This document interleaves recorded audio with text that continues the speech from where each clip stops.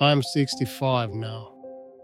There are things I carry that no longer sit lightly on the chest, and some of what I'm about to say may feel uncomfortable. Not because it's harsh, but because it runs against what most of us were taught to believe about growing older.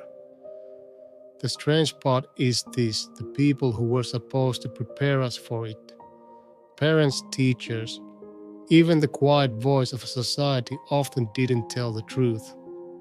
Sometimes because they didn't know it themselves. For most of my life, I followed the same script many people still follow today. I believed the promises that sounded reasonable: work hard, stay focused, build something solid. And I did. I had a career that paid the bills, a house that looked respectable from the outside, and the approval of people whose opinions once mattered to me. I thought that meant I was doing life correctly.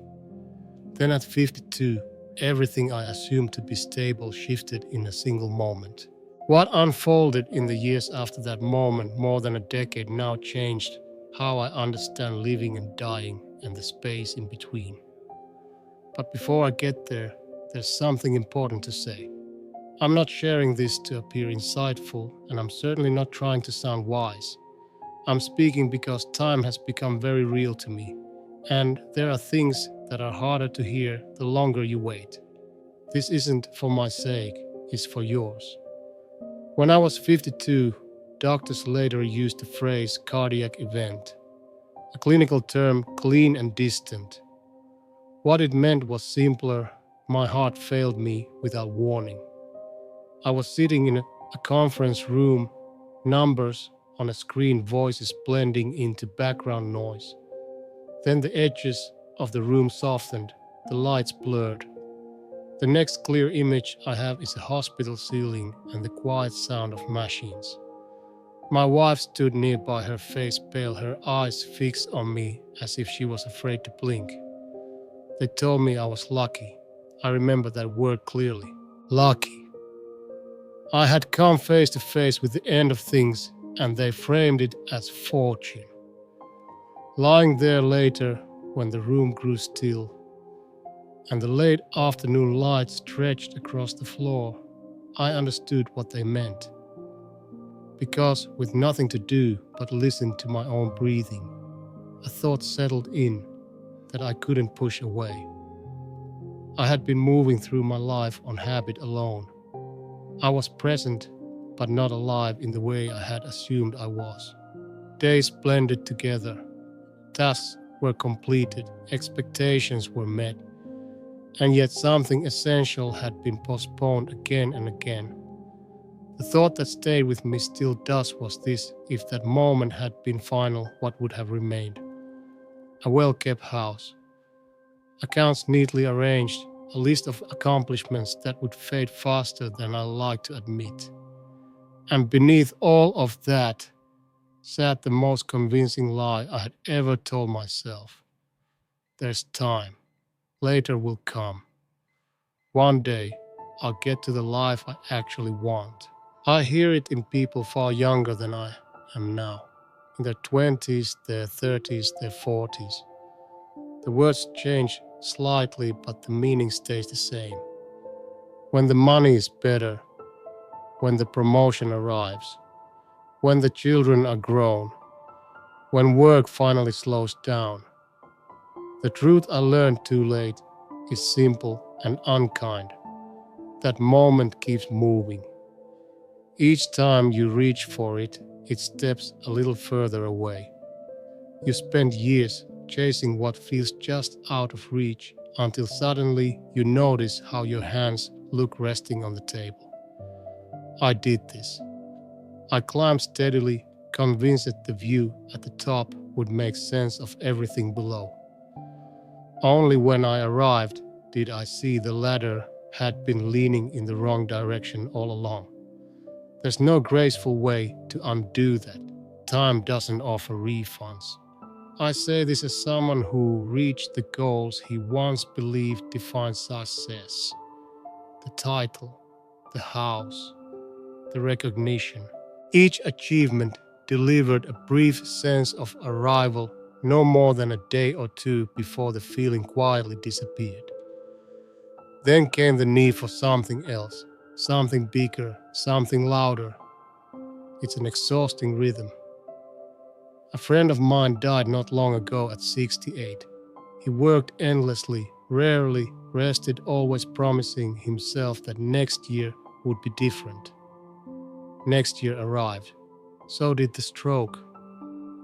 At his funeral, his son stood in front of us and said, "My father accomplished a lot, but I didn't really know him." That sentence lingered in the air longer than anything else that day. The regrets that returned to me at night aren't tied to mistakes I made in business. Those fade. What stays are quieter things. A trip I postponed because the timing wasn't right. A relationship I let thin out instead of tending to it. A book I meant to write but kept pushing aside.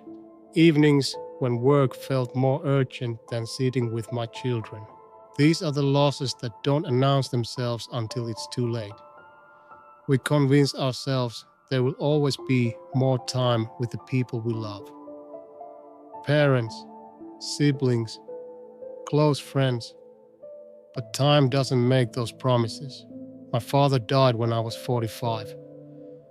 We had our distance, our unresolved edges. I assumed we'd sort them out later when life slowed down. It never did. One heart attack and the chance was gone. What I miss most are the ordinary moments. Sundays I didn't call. Dinners I skipped because I felt worn out. Small choices that seemed harmless at the time. They add up quietly. After my own collapse, I stepped back. I began saying no more often. Yes too, but only to things that had waited long enough. In the years since, I've learned more than I did in the decades before. What matters isn't complicated. Time with the people who still answer when you call. Work that feels honest to you. Experiences that leave a mark. Being present while you still can. I know how simple that sounds. At your age, I would have dismissed it. Responsibilities feel heavy. Bills need paying. I'm not suggesting you abandon your life, only that you notice what you're trading away and ask yourself whether the exchange is worth it. So here's the question I had to face and the one I'll leave you with. If everything stopped tomorrow, would you feel at peace with how you spent today? If everything were to end tomorrow, I sometimes ask myself a simple question. Not whether anyone would speak well of me. Not whether my resume would sound impressive. Just this: would I feel at ease with the way I've lived so far? When the answer isn't clear, another thought follows quietly. What is it that feels so urgent right now? That I'm willing to place my remaining days on the table. I am 65. Since the heart trouble years ago, my health has been steady. Most mornings I wake to the same sounds: the house settling, a fan turning somewhere down the hall. And I'm aware, in a way I never was before, that none of this is guaranteed. That awareness isn't dramatic, it's simply there. We all live on borrowed time, though it rarely feels that way when you're young. I see it in the next generation, even in my grandchildren. 3 of them full of motion and noise. They carry the same tension I once did. Always rushing, always chasing something just beyond reach. They believe they have time to sort it all out later. I recognize the look because I wore it myself. I've tried to explain what I've learned. I've chosen my words carefully. But understanding doesn't arrive on demand. It never did for me either. They aren't ignoring the message. They're caught inside the storm of their own lives, unable to step far enough back to see the pattern forming. That's why I'm speaking now. Not to convince anyone, not to correct them, only because every so often a story lands where advice never could. And if even one person pauses long enough to look at their own life differently, that might be enough. Each day moves quietly forward whether we notice or not. The people we love age alongside us. Parents grow more fragile. Friends drift into their own battles. Relationships change shape. None of them last forever, no matter how certain they feel in the moment. There are moments I replay without meaning to. A phone call I planned to make later. A trip postponed until conditions felt right. The assumption that there would always be another chance. Those assumptions fade fastest. If I could sit across from the man I was at 30, I wouldn't lecture him. I'd recognize the weight he was carrying. I'd understand his reasons.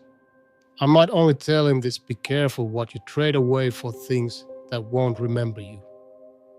The hardest lesson arrives slowly.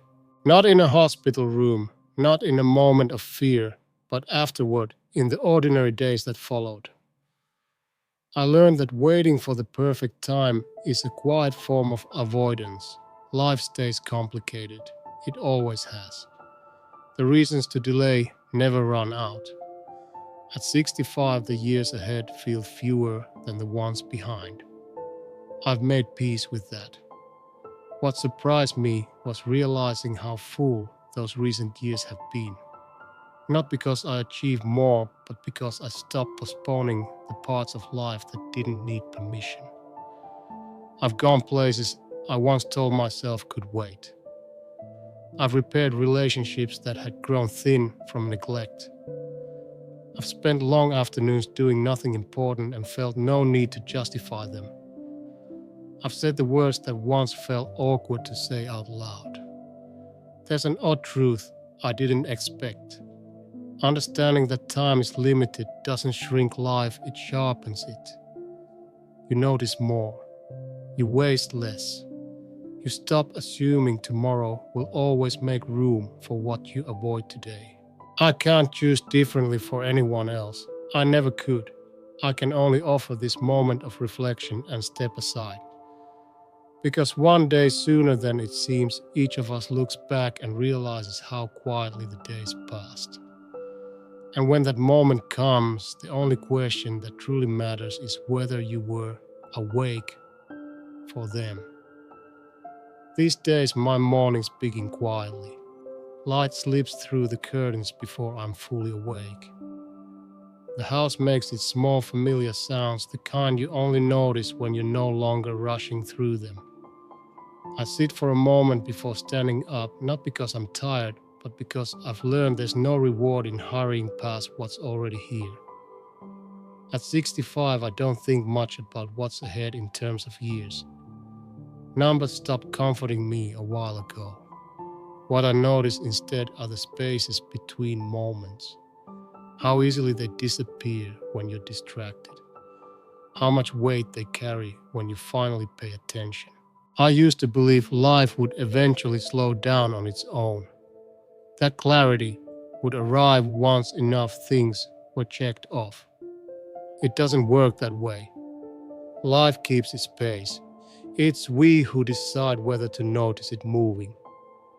There are evenings now when I sit at the kitchen table long after dinner, the air still warm, the day settling into silence. Nothing remarkable happens, and yet those moments feel fuller than entire years once did. Not because they're productive, but because I'm present for them. I no longer assume there will always be another chance. That belief fades quietly with age. What replaces it isn't fear, but a kind of honesty. You begin to see which conversations matter, which moments deserve your attention, which things you've been postponing without a real reason. I think often about the parts of my life that once felt urgent and now barely register. And I think about the simple things I nearly missed while chasing them. It's a strange realization how little noise the important moments make while they're happening. If there's anything I've come to understand, it's this time doesn't announce itself when it's leaving. It just goes. Days pass whether we're awake for them or not. And one day you look back and see how much slipped through without resistance. I don't regret everything, but I do regret how long it took me to notice what was already within reach. So I move more slowly now. I listen longer. I leave space where I once filled every moment with intention. Not because I have less time, but because I finally understand its shape. And when the day ends and the house grows quiet again, I ask myself nothing complicated, only whether I was there for the life that showed up today. That question is enough.